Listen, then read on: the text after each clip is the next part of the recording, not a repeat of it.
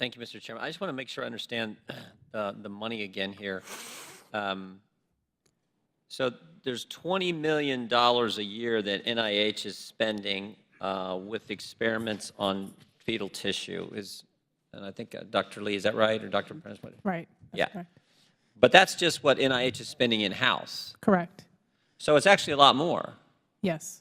Because we know that Dr. Temple got $6 million over 3 years. Is that right, Dr. Temple?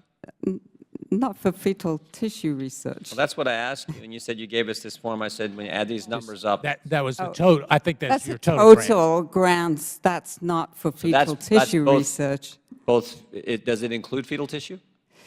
I'm going to get all those details. I think one of the earlier grants. Currently, no. Say it again. Currently, no? Currently, no.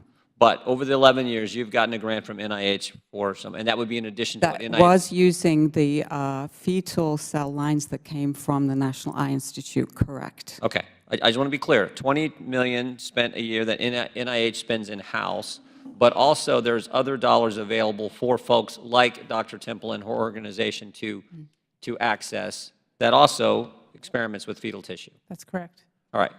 How many other folks are there out there besides? How many folks are in that international society you're here representing today? Close to 4,000. So 4,000 others. So we're talking potentially, I don't know, we're pushing 100 million. Maybe it's all 100 million that I said, the bigger number.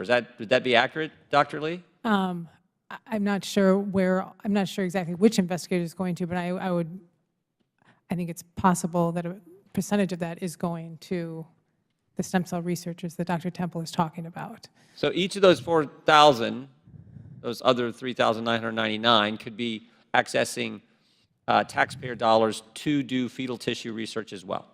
A percentage of them then could be, yes. Okay, so I just want to be clear. It's more money than we thought when we had our exchange an hour or so ago before we had votes, which I think taxpayers would like to know. That's a lot of their money, and again, that's in addition to what happens on the front end.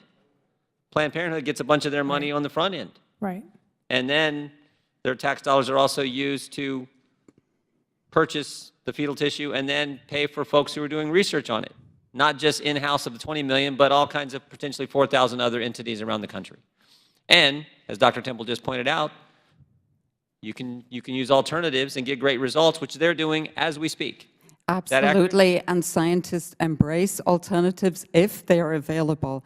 But we're talking today. You've been very clear about that. I appreciate that. The alternatives are not available for every Dr. application. Temple, do you think Planned Parenthood should be getting dollars from the taxpayers on the front end? Could you say that again, please? Do you think the United States taxpayers should be supporting Planned Parenthood? I do indeed. You do? I think, yes, they do wonderful work for women's health. In spite of what we saw in that video, which you said you disagreed with strongly, you thought it was shocking, you still think they should receive tax dollars from constituents that I represent who find what they do to be just morally wrong? You think they should still get it? They do wonderful work for women's health, which I think is a very, very important thing. And if we could, to the same issue, if we could make sure whatever wonderful work Planned Parenthood does for women's health, if that is done through some other entity that gets tax dollars that doesn't provide abortion services, would you be okay with that?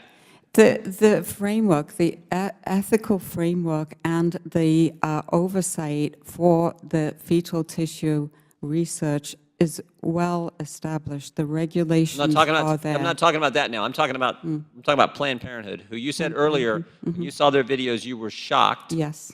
You still think they should get taxpayer dollars? I don't think that was the Planned Parenthood videos that I saw.